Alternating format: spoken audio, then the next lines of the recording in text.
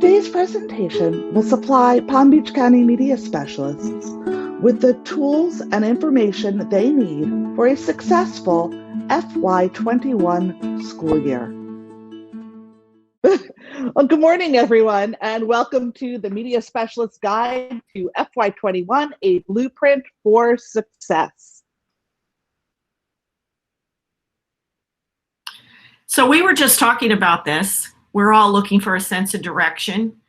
And Nolan was going to talk to you about this morning, but as it were, pressures have come down on him, and he had to tip out of this meeting. But I'm sure you know that things have been in an extreme state of flux. We get new information every day.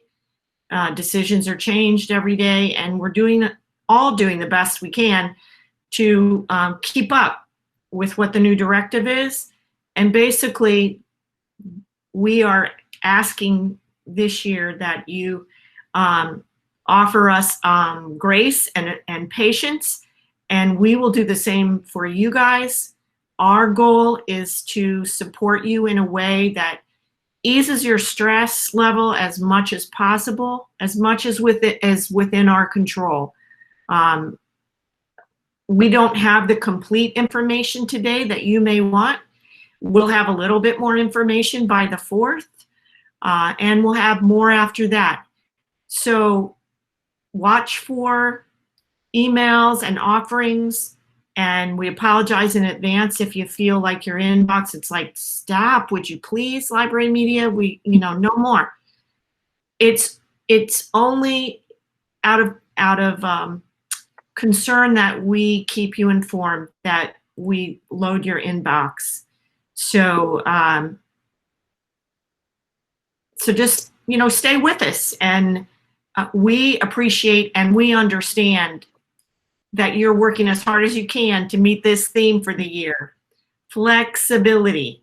That's going to be our middle name this year. We tuned up in the spring, and we're ready, and we are definitely going to rock this year, as long as we stay flexible. So, a cute little quote from one of my favorite literary characters.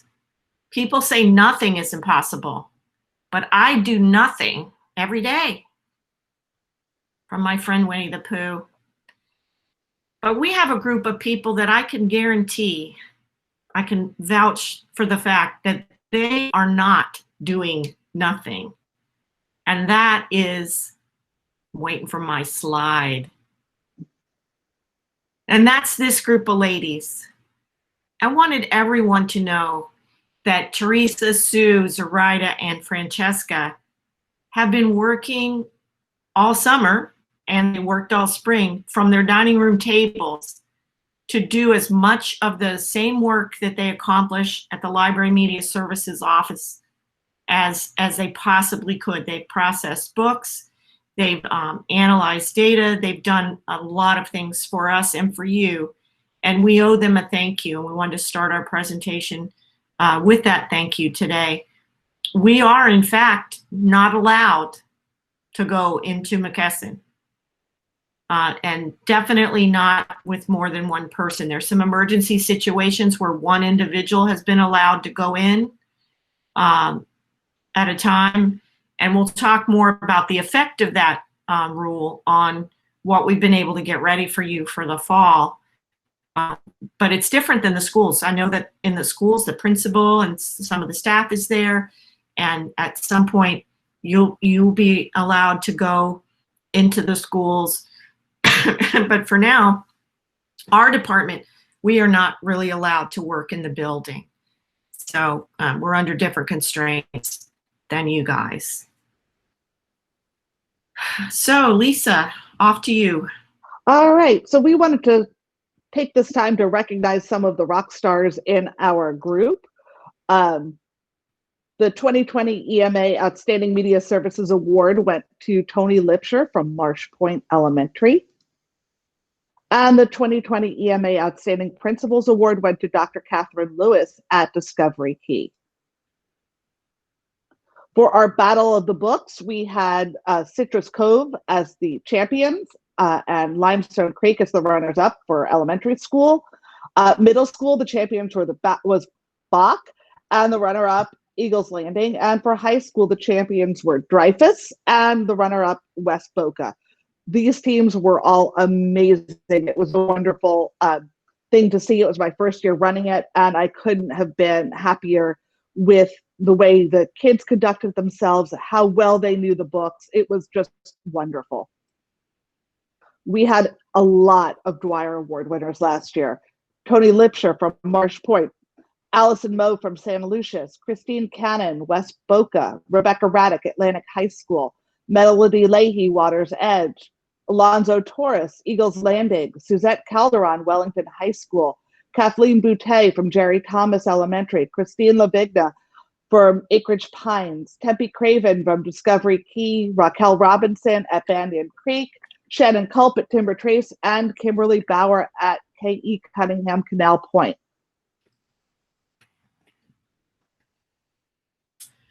And here we go.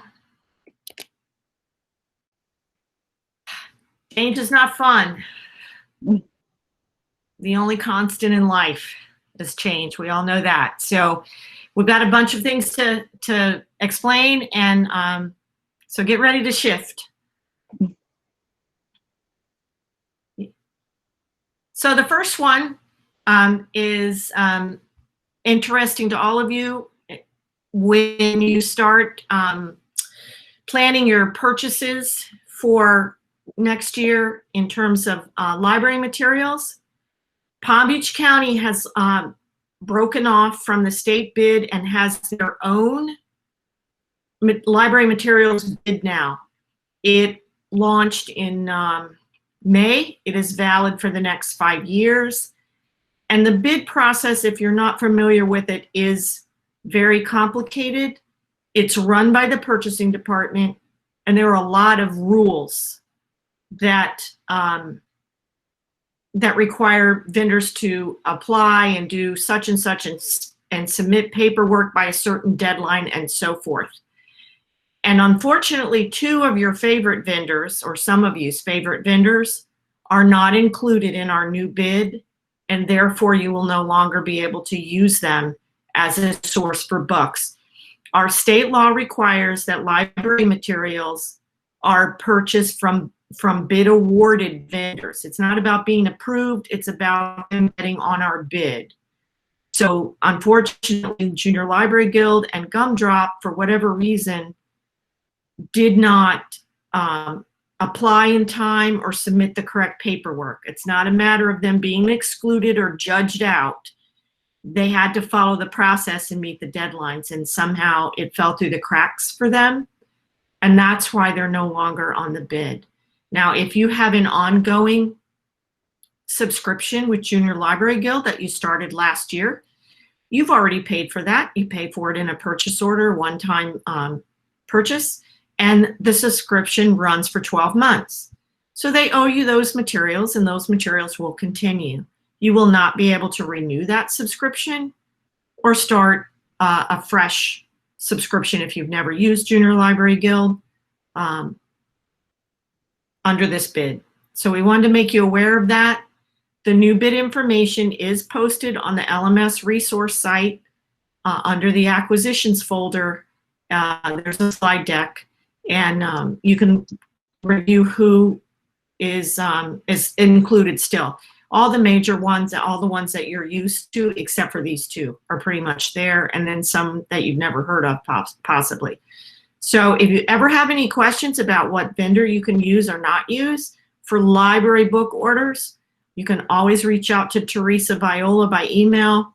She tracks all our vendor information, but their contact information and their discount rate and so forth, I believe she put the discount rate, is on their slide on the LMS resource site. So start there and then send your questions to Teresa. We have vendors that offer processing and vendors that do not, and that's all indicated on that information. So that's the first big change. And next, this is a fun one those of you in elementary that are fans or have been fans of Kids Infobits, if you've looked for it, you might not have seen it readily, but I hope you've discovered the new tile on the elementary Gale page. That is Gale in Context Elementary. Boring name, sorry, I didn't make it up, but a great new interface. So it is the content from Kids Infobits with a brand new jazzy interface. So click the Gale tile in your portal, and those of you that are elementary, you'll have your elementary school, and look for Gale in Context Elementary and try that interface out. It's lovely. I think the kids are really going to love it. Mm-hmm.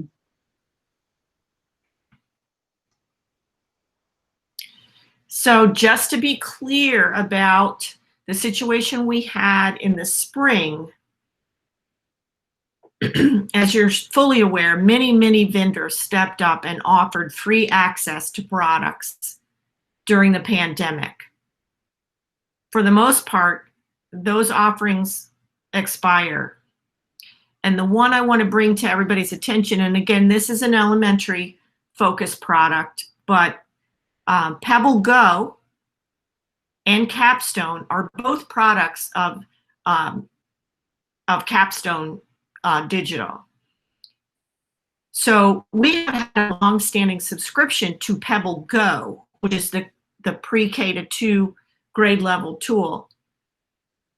But we were also given access to PebbleGo Next, which I know a lot of you enjoyed with your upper elementary.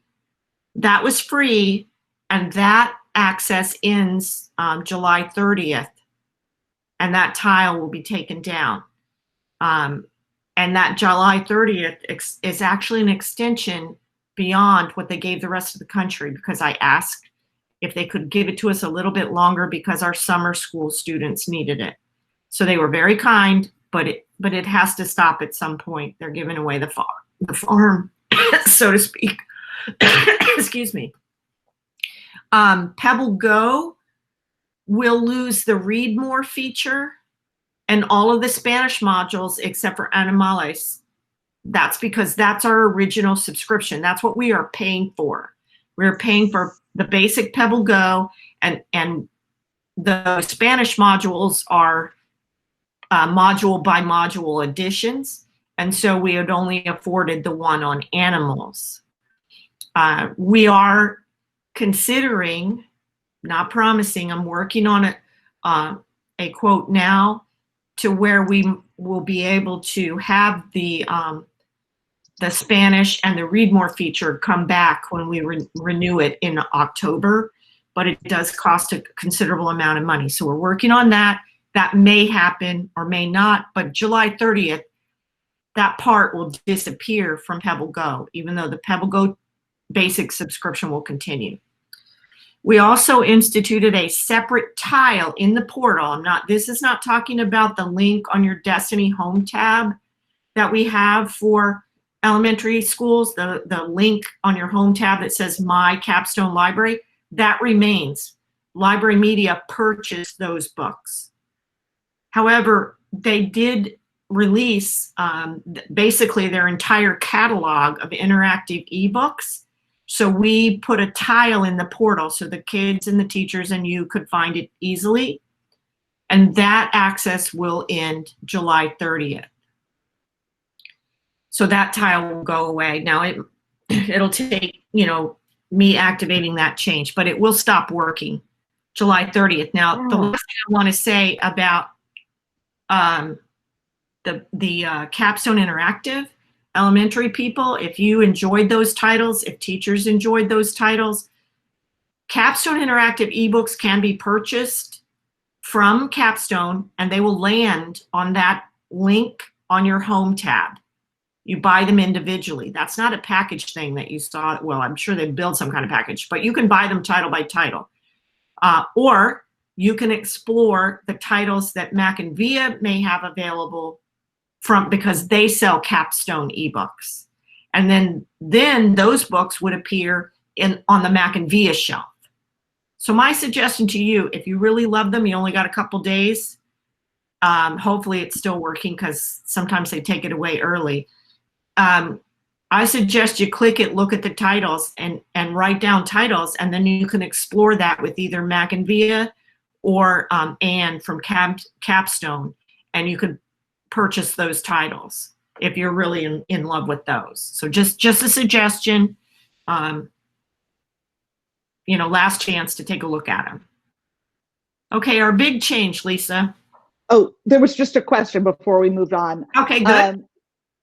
Can you say that again about how to purchase the Capstone interactive ebooks? It was confusing. Okay, so let me try it again. I'm sorry, it was confusing. This is the way ebooks work. All ebooks work. They land on the shelf of the vendor that you purchased them from. Okay, it just so happens Capstone sells direct. So if you buy from Capstone, it will be served out to you on that link that's on your Destiny Home tab that says My Capstone Library. We put that link there. We bought books there. And if you buy books directly from Capstone, they will land there. And that's where the kids will access them.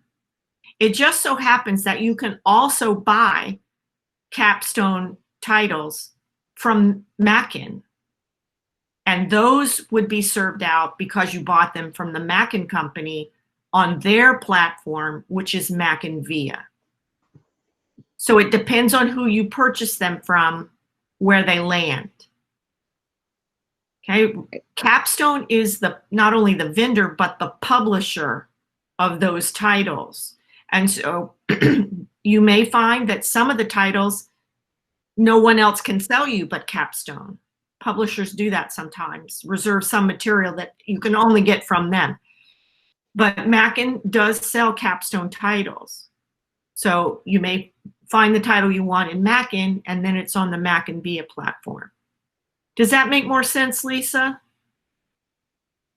Okay. The ebook market, how ebooks are done and priced, is a crazy bowl of spaghetti. It's really hard to understand, and it's changing all the time. So I get it, the confusion.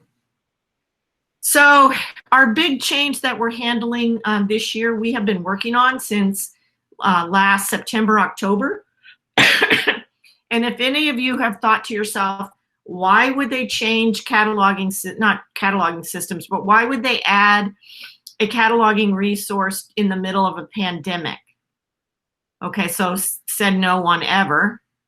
We started last October. We had no idea that we would be making this transition in the middle of the largest deployment of Chromebooks in the history of Palm Beach County schools. We had no idea we would be in a real one-to-one where the devices went home with students. But we did launch Resource Manager to handle Chromebooks. And so we're in the middle of this while the Chromebooks are running out the door. Couldn't be helped. So what we've done is we have added a second tool from Follett. In the past, and especially if you're in secondary and happen to deal with textbooks directly, you know that we have Follett Destiny Textbook Manager. We also have Follett Destiny Library Manager. They're like this, okay? They are two different products that share a patron database. They work differently, and some of the things are similar. They work together, but there's Library Manager and Textbook Manager. Well, Textbook Manager, it's my puppet show for today. Textbook Manager is not really gone. It is now hidden underneath our new product, Resource Manager. Okay, so we have Destiny Resource Manager and Destiny Library Manager. We're going to do our best to refer to these two tools as Library Manager and Resource Manager. They're all Destiny. Okay, we've got to learn to be specific in our vocabulary when we talk about processing items and checking things in and out. You can't just say Destiny, because we won't know what you're talking about. So to be clear, we have library manager and we have resource manager. Textbooks are now a bucket, a container within resource manager.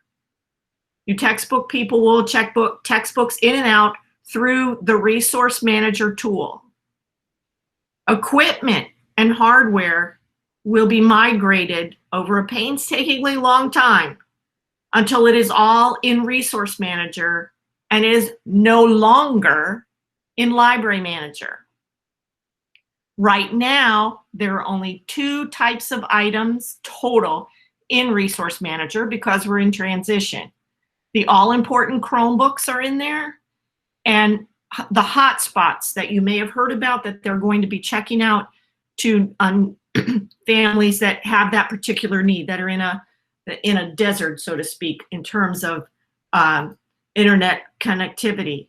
So your view, when you have opened your login to Destiny Library Manager, you used to have View All, Textbook View, and Resource View. Library View.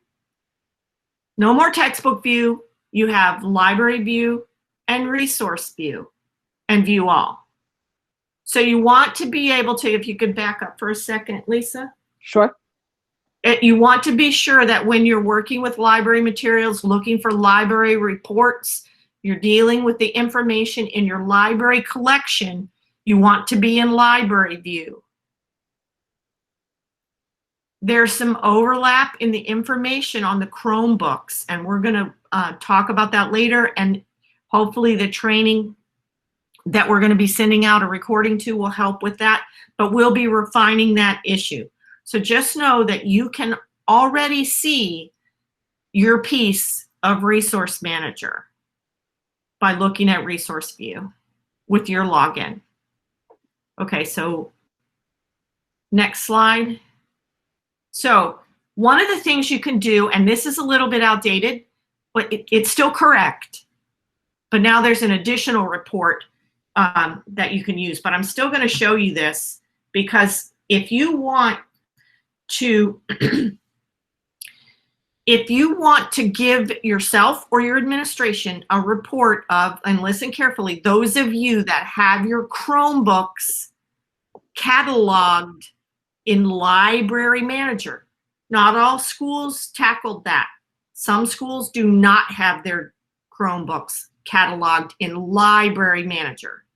Okay, so this is for those of you that want to be able to run reports to show you the Chromebooks you have cataloged in Library Manager and you checked out to students through Library Manager.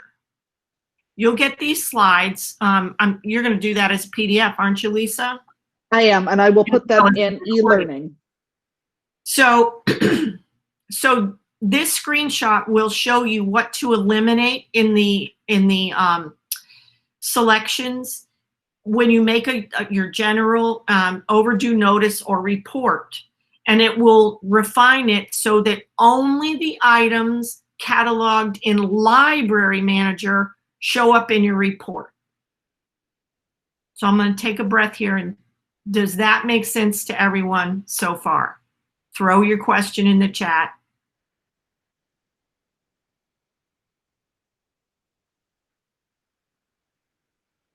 Okay, I'm going to take that. Either everyone's totally stunned or they got it. Just breathe and go with me. So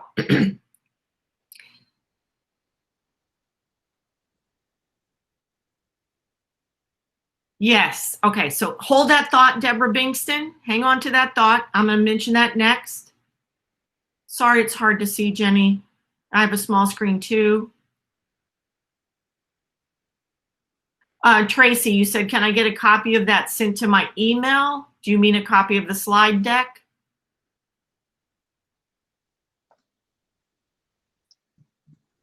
Okay, so Tracy's the clerk at blah,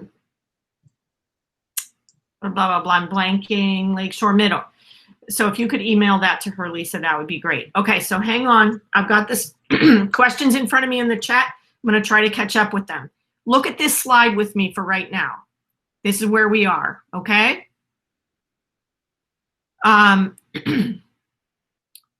Going forward, this is what we need for you to do at the moment. We want you to continue to reconcile Chromebook returns within Library Manager. The paper barcode that you stuck on those devices, your barcode that starts with a 5 and your 4-digit school number and says the school district of Palm Beach County, and underneath it, it has the name of your school. Your destined, what we consider a library barcode. Those items, when they come back to you, you need to check them back in Library Manager to get them out of the Library Manager system in terms of a checkout on a kid's screen. You will also need, and it's not on this slide, you will also need to flip over to Resource View, check in. Let me grab my, I don't know if you, can you guys see me at all or just the slides? You can't really see me. Lisa, we need to show them the manufacturer barcode on the Chromebook. Can you just switch to? I'll stop presenting so that you'll be bigger. Hold on.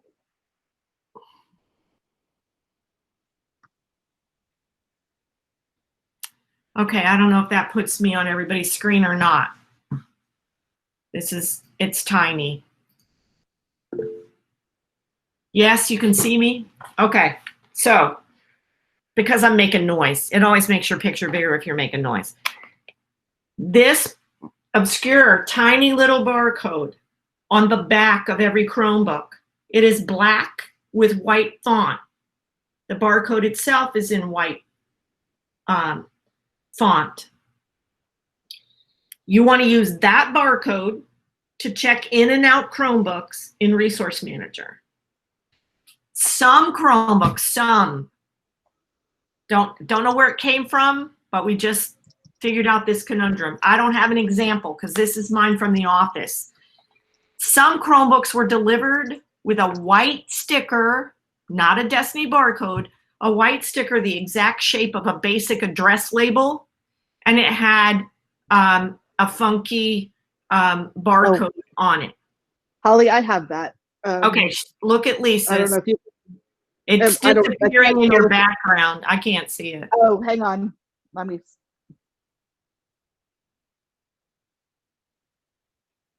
Let's see if that works. Can we see that now? Nope. It disappears in the background. Now you're yellow. Of course. So I'll put a picture of it on the slide. We'll go with that. Or yeah, put a picture in the slide. So I don't want to lose everybody's train of thought here. That paper barcode that looks like an address label. Okay? You with me? Ignore it. Ignore it. Look for the ridiculously small black with white font on the back of the Chromebook. Okay? This is my latest info. It could end up being proven wrong, but I'll explain how it happened, what this comes from. So if you'll throw that slide back up, Lisa. Sure will.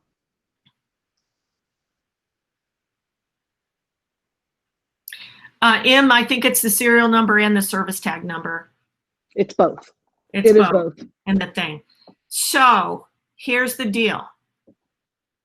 I want to finish the thought on this slide. So you're going to check them back in Library Manager if you, in fact, check them out. If you didn't check them out in Library Manager, woohoo, don't worry about it, okay? Don't enter anything new in Library Manager. Don't copy catalog Chromebooks into Library Manager. Don't check them out in Library Manager anymore. Check them in because we're trying to clean that part of their record, okay? Check them in. Equipment title records are no longer being added to Library Manager at all for any kind of equipment. So, you know, if you've got a new who's-it, what's-it, gizmo, something that you bought and you want to add it to track it. Eventually, it's going to have to be tracked in Resource Manager. Do I know the process for getting your new Who's What's It random item into Resource Manager yet? No, we're in transition. But we're not going to add any more stuff to Library Manager so that we have less of a cleanup in Library Manager. So bear with us about your new odd item until we're going to be figuring out a way to translate iPads, laptops that are not Chromebooks. Other equipment items will eventually all be recorded in Resource Manager. It's a process. That's why we ask for patience and grace at the opening of this session. This is going to be a headache for everyone. So this is where we are. This is our goal. So Chromebooks that need to go out, the new ones that you're going to receive at your school that are on a barge from China as we speak, anything new going out that needs to be assigned to someone will be assigned using Resource Manager.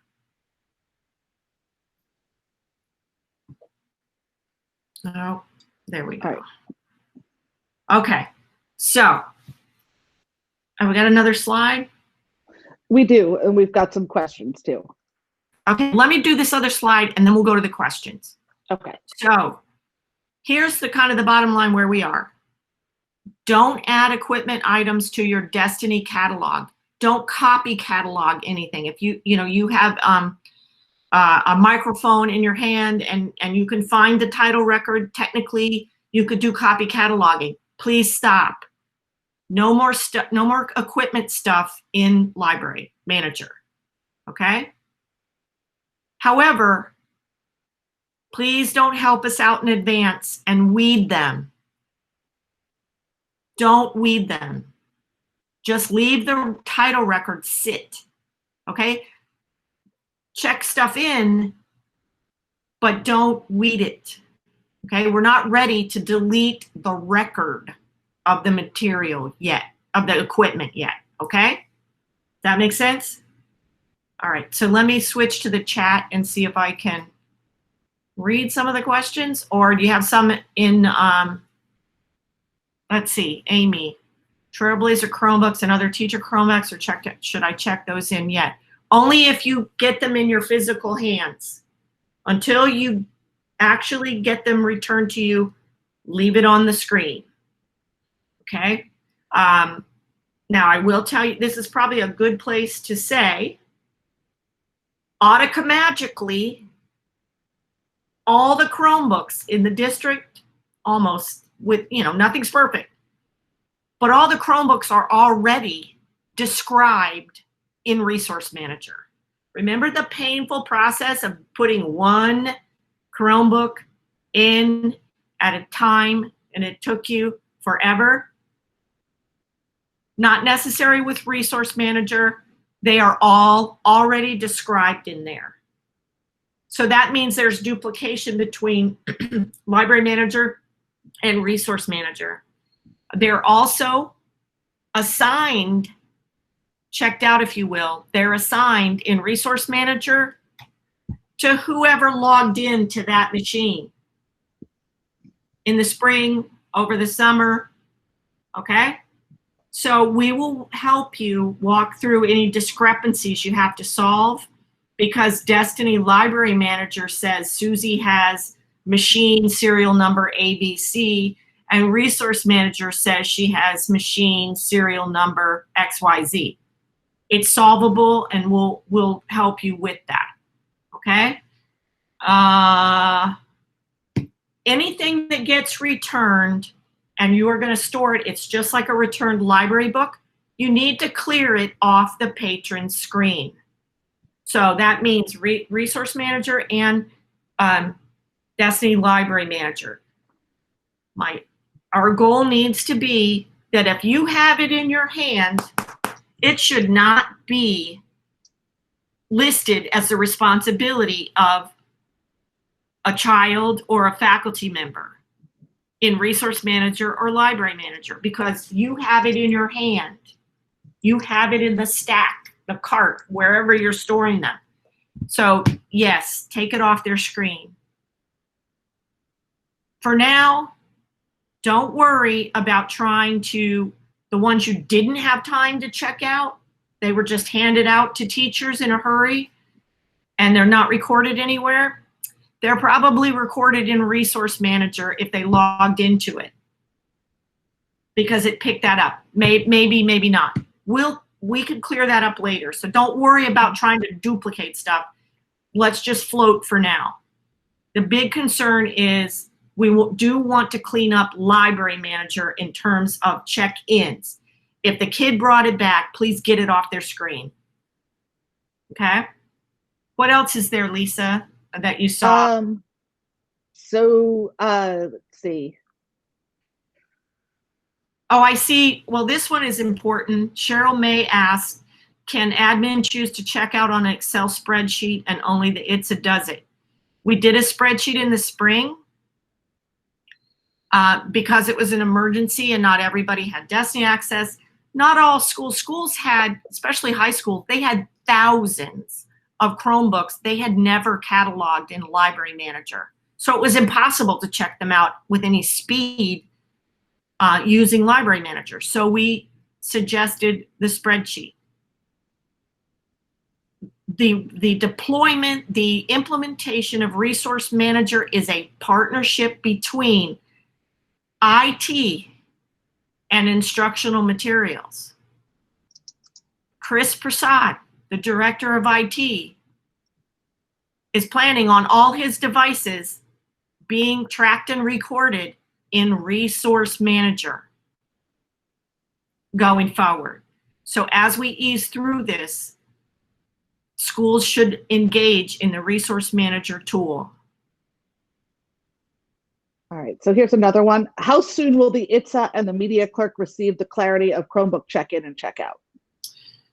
We're starting with you guys this week. You saw those invitations, and I hope you saw my email about an hour ago that said, apologizing for the limited seating. It's not our training. It is a vendor-supplied training, and we had to stick with their parameters. They have a very small seat limit.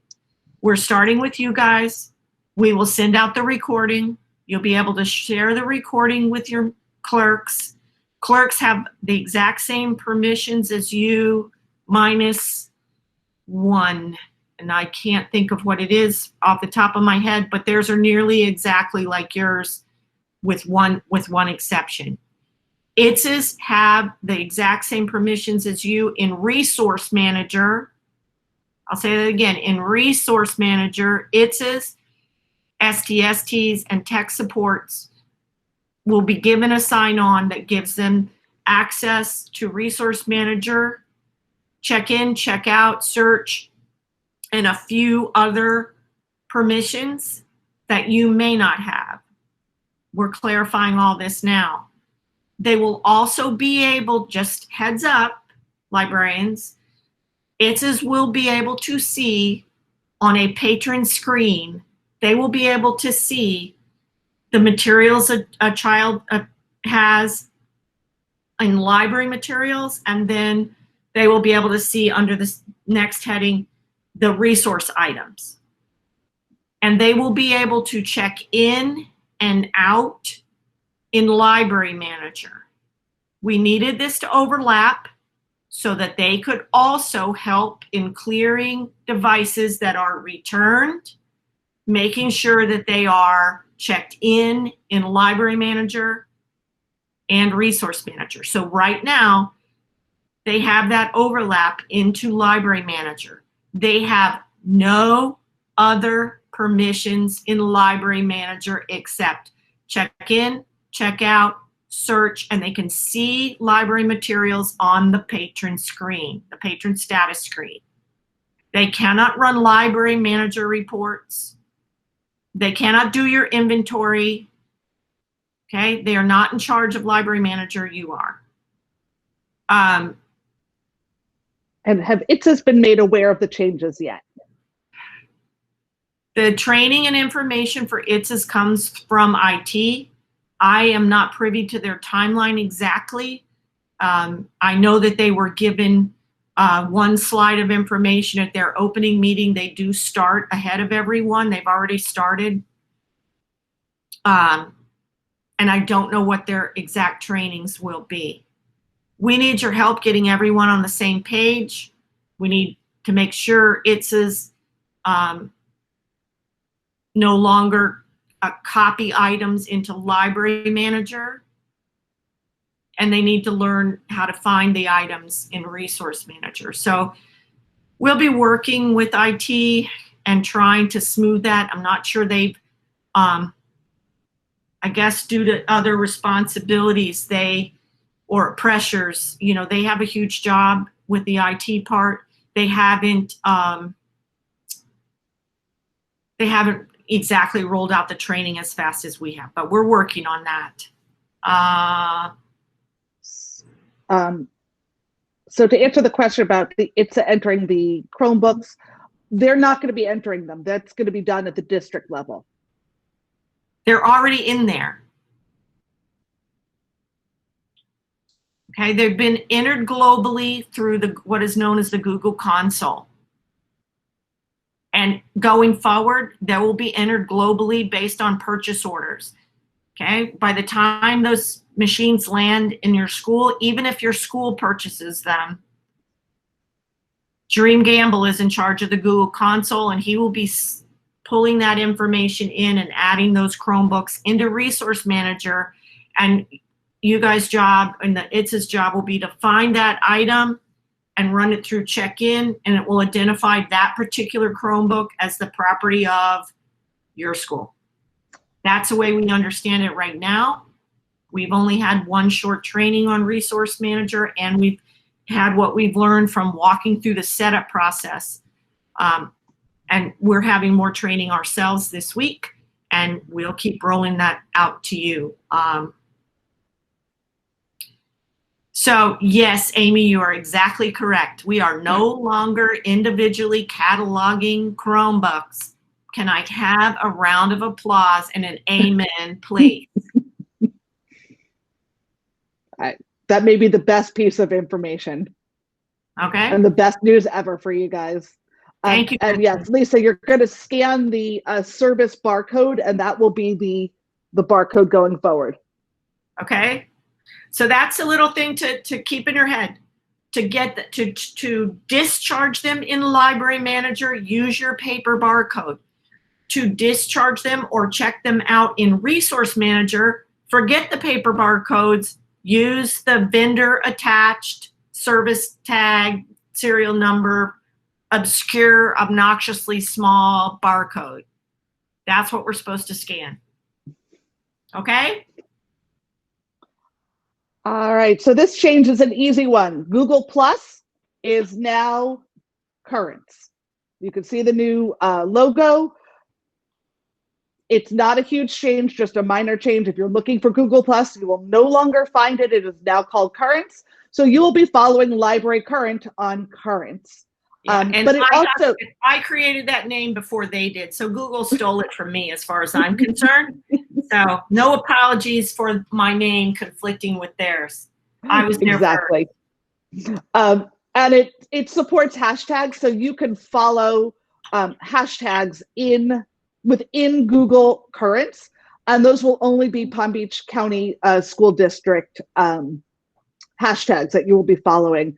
So that's a new change. And you can click on, when you get the slides, you can click on the supports hashtags to find some to start to follow. So that leads into join your professional organizations. The first one is the Educational Media Association. That is your local organization.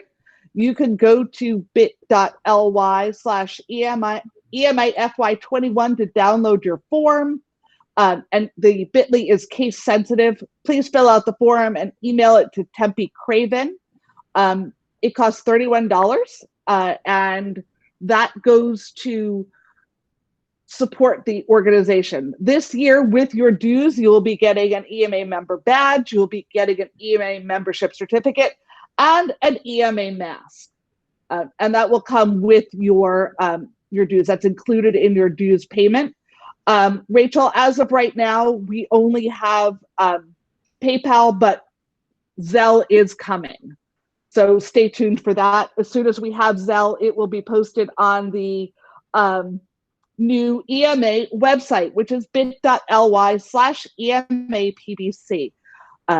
EMA has been working really hard all summer. We have been advocating for you at the district level. We have, along with library media, submitted reopening plans, and we are waiting back for guidance. But those plans are in the hands of Dr. Fenoy, Diana Fetterman, and Keith Oswald. We are working very hard to make sure that our libraries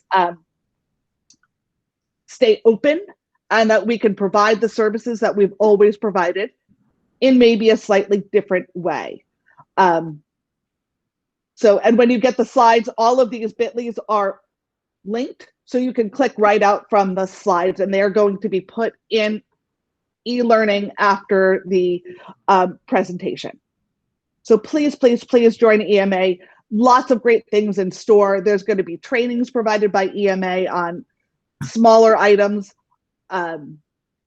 Watch your email for information.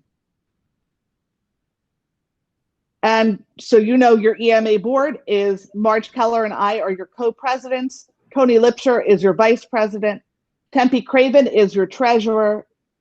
This one needs to be updated. The recording secretary is Kathleen Boutte. Corresponding secretary is Deb Begston. Parliamentarian is Suzette Calderon. And your advocacy chair is Caroline Epstein, and the principal's breakfast chair is Uzma Ahmed. Like I said, we've been working hard all summer. Watch your emails because information will be coming to you shortly. Please consider joining FAME, your state organization. To join, go to floridamediaed.org/membership. FAME is an amazing organization to be a part of. They offer professional development that is second to none. I would highly recommend attending the conference and joining FAME. They are also responsible for the Sunshine State books and the Florida Teen Reads Look. When we get back, can we choose another breakfast venue? We are working on that. We will find some way to make the breakfast happen, even if it is virtually this year. So on to reading promotions. Please, please, please encourage your students to read the SSYRA juniors, the SSYRAs, the teens read. These are lists put together by committees at the Florida Association for Media and Education. We are working to hopefully have these added to MAC and VIA as soon as we can. Everything is a waiver this year, and it is completely up in the air. But we are working to try to make sure that this happens. But just know that the county library and the Mandel Library have them in their catalogs ready to go. And while the county library is not offering e-cards anymore, the Mandel Library is offering e-cards. And you don't even have to go into the Mandel Library to get your card, and you do not have to be a West Palm Beach resident to get a library card at the Mandel. So until we are able to make this happen, please, please, please encourage your students to read them at their public libraries. All right. Just know if you want to participate in the statewide voting for the SSYRAs and the FTRs, you must be a member of FAME. So please read them with your students, promote them to your students, and then consider having a vote for your favorite. So Battle of the Books. As of right now, Battle of the Books is still happening. We are going to find a way to make it happen, even if we have to do it virtually. So here is your schedule for the Battle of the Books. September through January, read, discuss, form teams. Register November through December. January, the online battle will begin. Of course, this is all tentative, and we will adjust the schedule as need be. Jill, as far as the SSYRA juniors being provided, it's entirely going to depend on budget and budgetary waivers, so I can't say yes or no, but I do know that the county library has them, as does the Mandel. So if you want to access them with your students, you can access them that way. As of right now, everything with the schedule is set, but please, please, please be flexible with that. We will work to make sure that Battle of the Books happens this year. The first big thing that's coming up is Dot Day on September 15th-ish. And being that it's an odd year, we're going to have our students make their marks virtually. And I would highly recommend exploring Adobe Spark with your students. It's a great way for them to make their mark in a virtual way, in whatever way is comfortable for them, either a post or a video or a Spark page, whatever works for them. Please share the dot with your students and then encourage them to make their mark. All right, so on to library media information. So I know we have a couple of our new media specialists in our room today, and just so they know, these are not different from what I've already sent out to you and you've already participated in, but I throw this up there if anyone out there knows that someone is new on board at a school and they have not gotten in contact with Lisa and I, or they're looking for information about being new as a media specialist, you can share this slide and these links with them. They're the links that I send out in my emails when someone does reach out to me. So, we'll get some word out about where all our new people are. I'll do a poor job if I try to do it off the top of my head with this slide, but we do have about 8 new people that we're excited to have on board. So hopefully we'll have a chance to welcome them face to face. Maybe by November, maybe we can all be at FAME together. Who knows? But this is a more clarification for the new people that I have gotten to talk to. I had a training with them yesterday. We are going to have a new media specialist cadre sort of open office hour meeting tip session every other Thursday, starting on the 10th of September. This dovetails with our topical Tuesday sessions that are every other Tuesday. So they'll be, they won't be the same week. But so if you know somebody who's new, get them in touch with us so I can put them on the calendar invite for that cadre meeting. All right, so in the theme for the year, the Open Me First will be digital this year. You're going to look for the information on Library Current. It will post on July 29th. So tomorrow, all of this information that's normally in the Open Me First package that you get at your schools will be live on Library Current, and you can get to Library Current at librarycurrent.palmbeachschools.org. And it will be linked from these slides. So library book returns.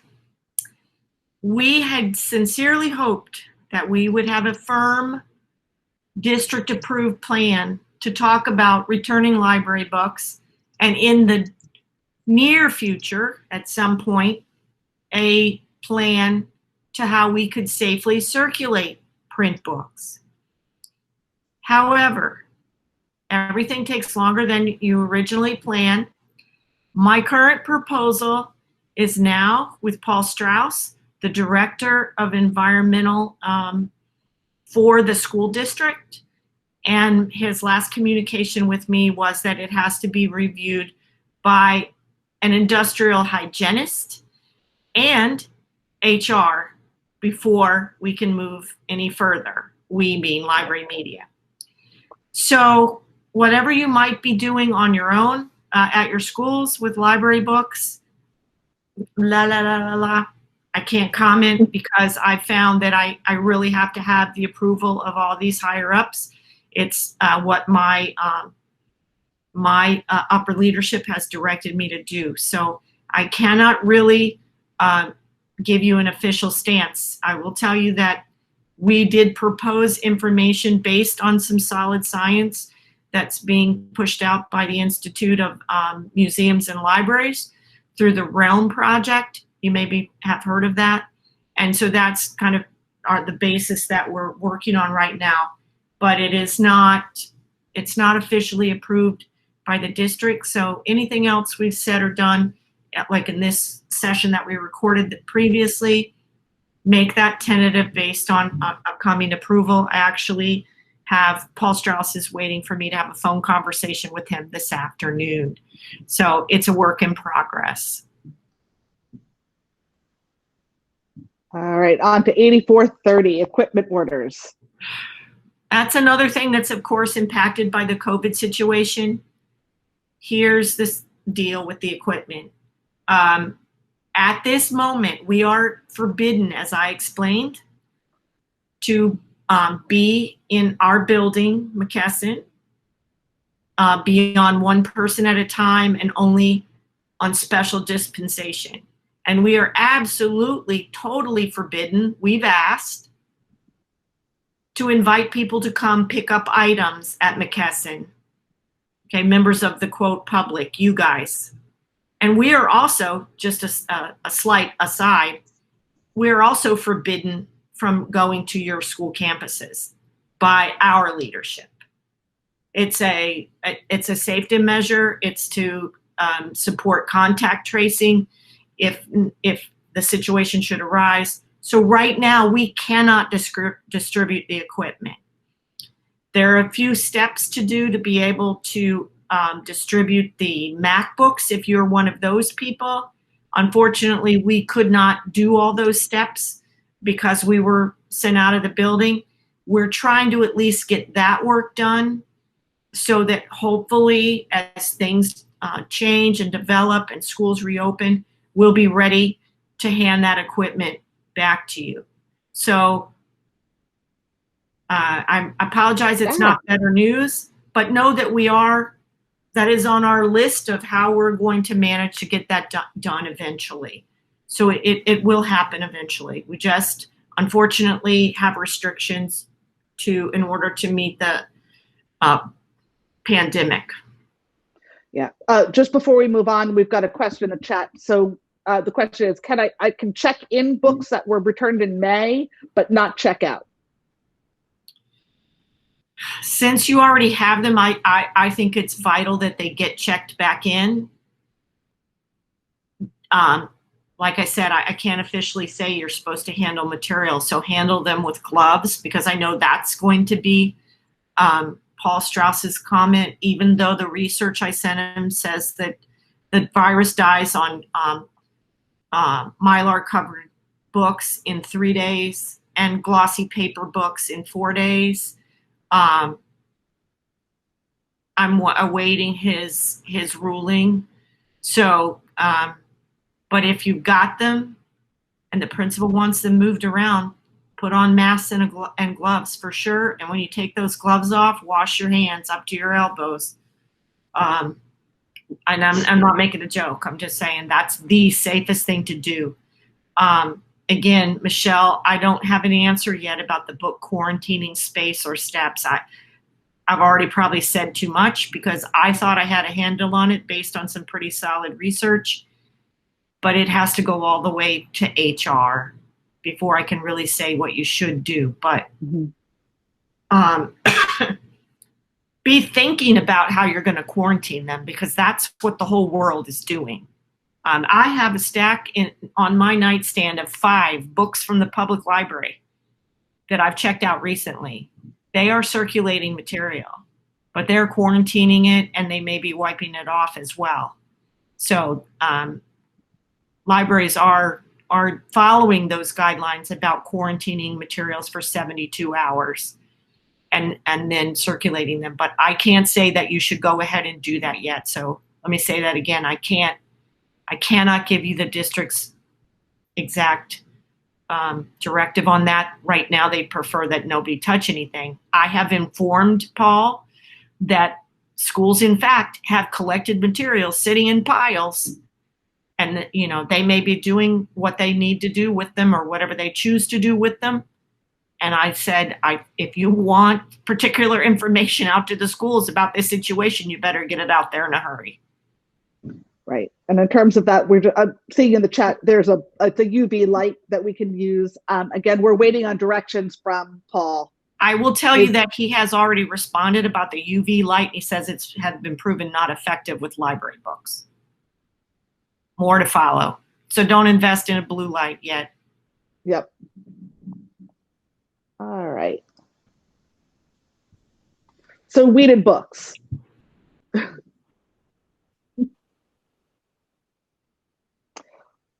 The window of opportunity is still October to November, but we are waiting for guidance on how exactly this will happen in terms of the pandemic.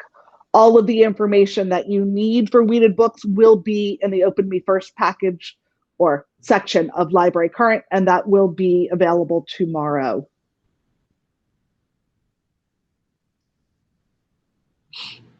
So on that note, Library Current is going to be your base camp for all library media services information, the calendar, recorded PD, handouts, and more. The address is librarycurrent.palmbeachschools.org.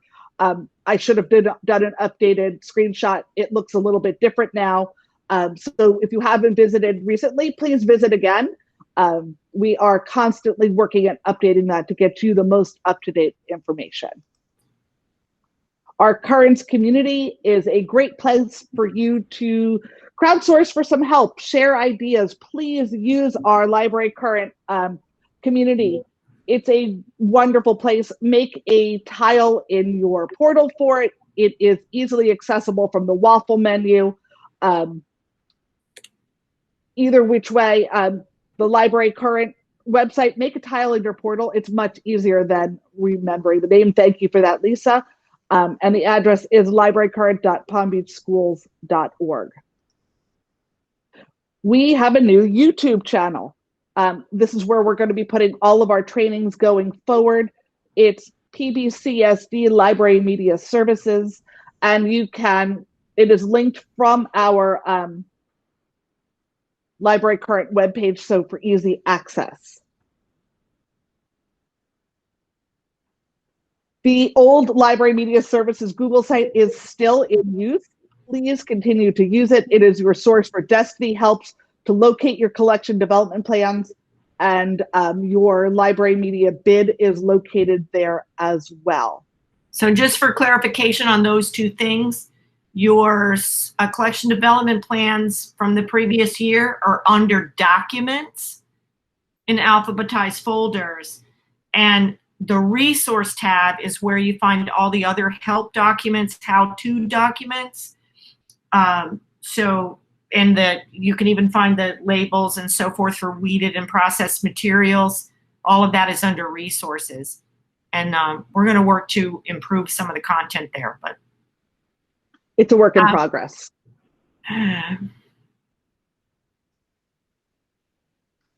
Okay, sorry. Before we move on to professional development, there's a question about books from Raquel Robinson, and she said she doesn't think principals know that books can't be checked out because hers told teachers they can get resources and library books to teach virtually. Will we be making them aware of this?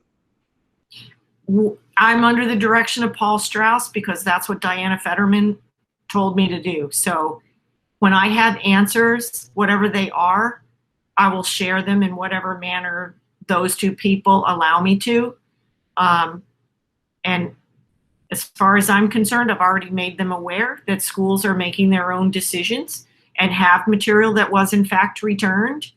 And so, and he did not respond like, oh, please tell them to stop. He did not say that. So as far as I'm concerned, what did I say before? Principals are the captain of their own ship. Particularly materials that have been sitting on your shelves since basically February and no one has touched them.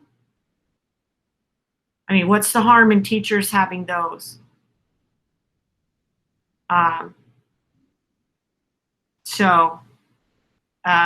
Thanks, Em. Yeah, so you know what? Let your principal move forward, but I would think about things that are freshly handed to you by families and returned, that they should, at least follow those guidelines until further notice, just for safety. Something that just got returned to my school, I would handle it with gloves and leave it alone until, for 3 or 4 days before I handled it again. I mean, that's just the information that's readily available out there.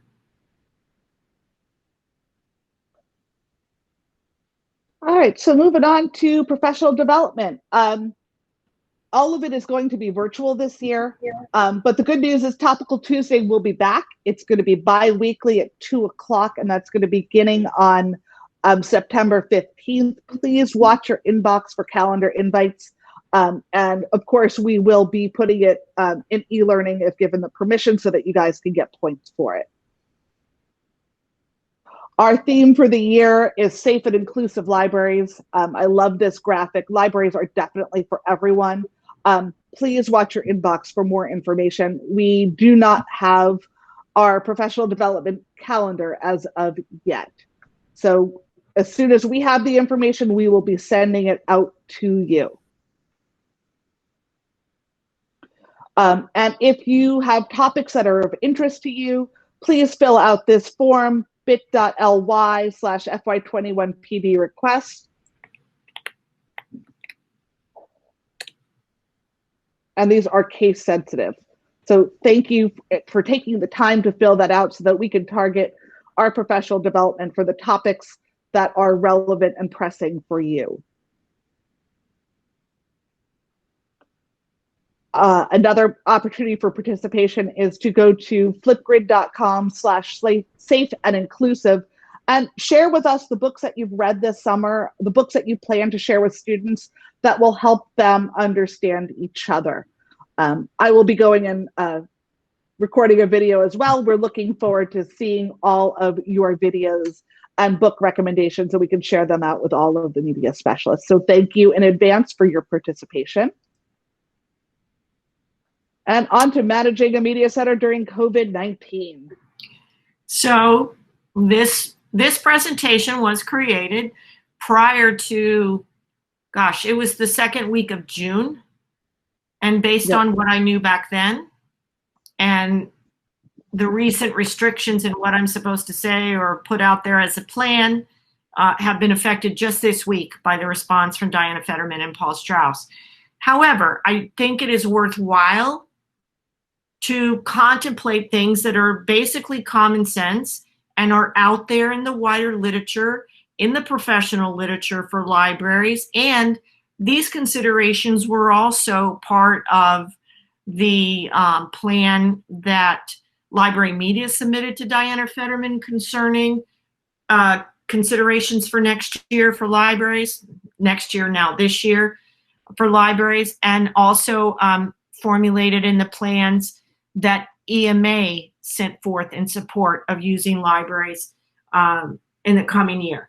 So take in this information with that in mind. This is something to think about, and then watch for any restrictions or other pieces of information that I'm required to send out because of the oversight of our environmental department and HR. If we do get an opportunity to go back face-to-face, either full or part-time, and now it looks like if they do it at all, it'll be full-time. Things to think about in preparation for that is what you would have to do in order to be allowed to use the Library Media Center physical space. Plan for sanitizing, cleaning, hand sanitizer, quarantining books. Forget about self-checkout centers and possibly computer stations that will be shared over like are usually done in a library. Please think about, can you back up one slide, Lisa? Sure, I can. Sorry about that. On the positive side, think about the tools and resources you can use to continue to operate in a socially distanced, disinfected library. Be sure you have access to things that will help you create mobility, that you have a laptop and a scanner for mobile book checkout. And there's lots of features in Destiny that will help you push information out to classrooms about your collection without them all having to visit and march up and down the shelves. If that is prohibited, we don't know. But in that event that they want children to stay just in one room to avoid passing each other in the hallway, we're going to be talking about using resource lists and the holds feature to help them communicate with you electronically so that you can offer them books, and you could possibly be taking them to, sorry, phone calls overtaking my computer, providing them in some distance way. So just be thinking about the things on this slide. Please, I'll say it again, this is not an edict, a district approved, mandated, stamped plan. This is details to think about, okay? Please take it that way, and the next slide as well, Lisa. Yep, Although I'm coming. We're more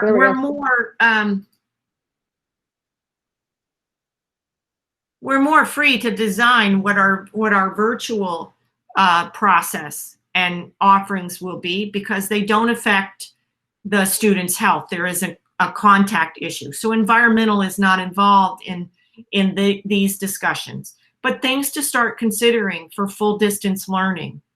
And these items very possibly are worthwhile continuing even if we are face-to-face. That online book fair, maybe an online book fair is still the best idea when kids are back in the building. So think about these things. You guys have done a fantastic job creating virtual libraries. Those have been just essential and so effective in keeping our brand out there, our service and our value out there in front of parents and district leadership and principals. Even the public library has admired your virtual libraries. So those are super important. And then look for ways to communicate and share electronically with your entire school community. Lisa did a lot of that in the virtual librarianship training. So there's a lot of ideas out there, and new ideas will be coming. Make sure that you have a grasp of the G Suite and Adobe Spark, and there's quite a few resources to get on-demand training for those things. Lisa has quite a few of those linked from our Library Current Basecamp website. You can get them there. You can get them from EdTech's training site. There's connections to recordings. Another great opportunity for either face-to-face or distance learning. If now is not the time to be talking about digital citizenship and information literacy deeply, I don't know when is. And that's includes the research process, source literacy, understanding and decoding fake news, and staying safe online. It's a huge piece, and it's worth exploring it with all age groups.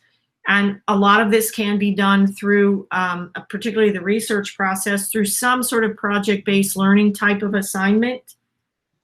It doesn't have to be a face-to-face lesson where they're just marching through listening to somebody talk to them with overly bulleted slides like I am modeling right now. Not your best teaching method online. Painfully necessary in this setting, but this is not great. This is not great teaching, what's in front of you right now. So be thinking about that, how you can shift that. Also, a hugely important role where you can really shine is curating quality, vetted, web-based resources that do not require payment, subscription, or collect student identifiable information. Be the king and queen of finding that excellent information. Things like the Smithsonian Institution's offerings, National Geographic's offerings, the Digital Public Library of America. There are quality resources we can point to. Put them in some context for your teachers. Connect them to standards. Connect them to classroom activities. There's virtual field trips out there that are free through the National Park Service that can be connected to books that are popularly used, or curriculum topics that are common in your classrooms. So be thinking about that. Our job is to curate value for our patrons, and we can do that digitally. We can be the champion of that. On that note, if you're looking for a curriculum for the digital citizenship, I highly recommend the Google Be Internet Awesome curriculum. It uses Pear Deck, and it takes those slides and makes them interactive, so you're having a conversation with your students. I recommend it for 3rd grade on up. The conversations are really powerful. And Nearpod has the common sense lessons integrated into that as well, and I don't believe you have to have a subscription to Nearpod for those. So just wanted to put that out there. Those are great tools to use with your students to start those digital citizenship conversations. Before we move on, we had a question about when our budgets will be released. Well, it's kind of a little off track. I was going to get to that in a second. If you are talking about the money that is provided through Library Media Services, one, I have to have FTE report to do that, and so I don't know when the 11-day count will be, and then I have to get the data after that. So I really can't predict when that money will come to you. Right now, schools are not under a budget freeze as departments are, so you need to talk to your bookkeeper and your school-based administration about your school-based budget. In my mind, the information I have is that budget is at your school and can be used without waivers. So to go back to what we were talking about before, to tie up this difference between the face-to-face and the socially distanced media center and the distance learning media center, really our most important facts to think about, our most important things to think about are to look for ways to support your patrons and say yes instead of no, I don't have that, even though a lot of times, you know, we're struggling to provide things. And let's be cheerful, because all of us are doing the very best we can in a stressful and difficult situation. The most important thing you can do is to take care of yourself first, and then your students and your faculty.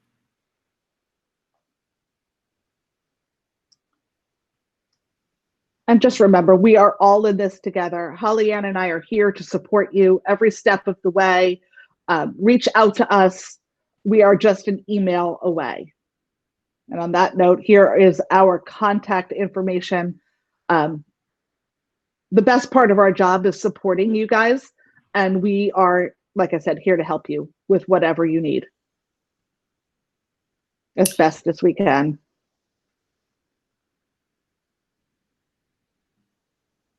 So Todd's got a great idea in the chat about his Bitmoji Media Center. Lisa's been doing a lot with Bitmoji Scenes, and it's a great, just a great tool and medium. So, and that is an excellent idea. I hope you guys are reading Todd's suggestion, but he is bringing up a very important point.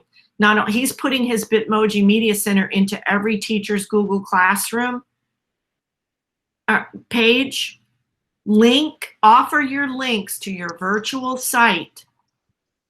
Offer links to your curated information, your Destiny collections, a Bitmoji Media Center. Offer those links for every teacher to post in their Google Classroom as a resource. Collaborate with your teachers. If they're pick a topic in whatever they're doing in social studies, science, or the novel they're reading, the stories they're reading, the genre they're reading. What can you curate that will add value to that instruction, or expand it, or pique the kids' interest? Create a tiny collection of something that supports that particular lesson or unit and offer it to the teacher to post electronically. You can do those collections with the things that Lisa has taught everyone in the virtual librarianship.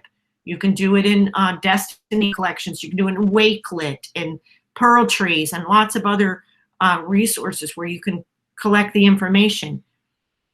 I'm sure that teachers and students would totally appreciate that. Think about what you can curate and give them digitally. Thanks for that idea, Todd.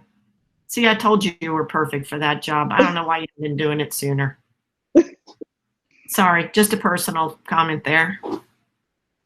So with that is today's presentation. we've recorded it. It will be posted on our YouTube channel. We're going to do this presentation live again on August 4th at 9. If you'd like to attend that session, please contact us. I don't know if e-learning will let you sign up again, but if you want to attend live, we will be able to get you that link, because there will be some updated information next week. Yeah, every day. So Amy's got an important question here in the chat about equipment cataloging. Some teachers ask to check out their dock cameras, you know, to take them from, obviously to take them home, to attach them to their equipment to teach. For now, do that in a spreadsheet. Again, we're transitioning to Resource Manager, and eventually those items at some point will start being tracked in Resource Manager, but they are not there yet. This is, it is a heavy lift to get this tool online. And so, you know, it's going to be one piece of equipment at a time. And at first it's going to focus on mobile devices.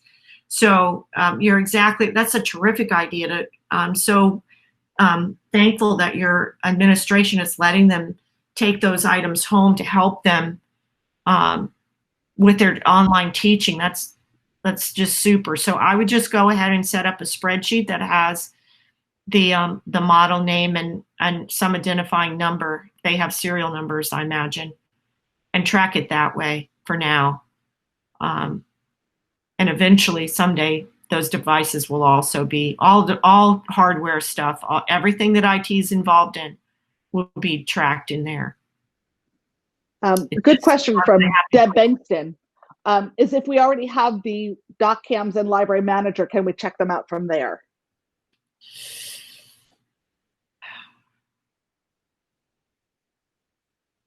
Okay, for now, I see the logic in that. If you've already, are you listening, already cataloged them, please don't add, everybody out there, please don't add any more copies of anything that is equipment to Destiny, because we are going to have to clean it out. To Destiny Library Manager, see how we have to be specific?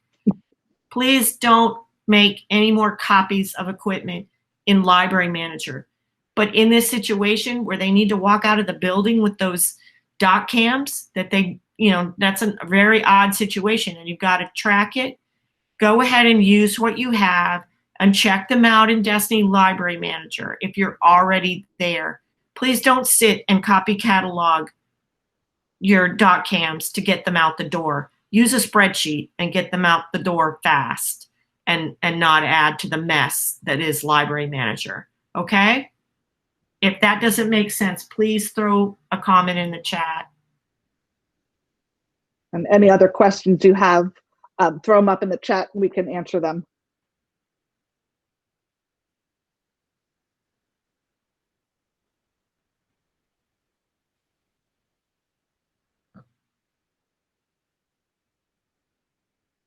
So if you want version 5 of this presentation, you can join us next week. you can compare notes and see what we did change, what we forgot to change, what we said differently. You can fact check us.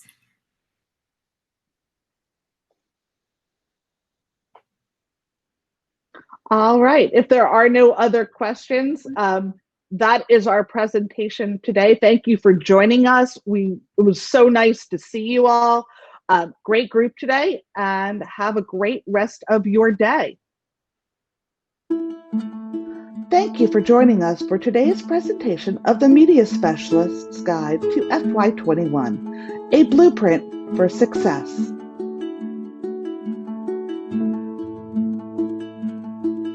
The information contained in this presentation was up to date as of July 28, 2020.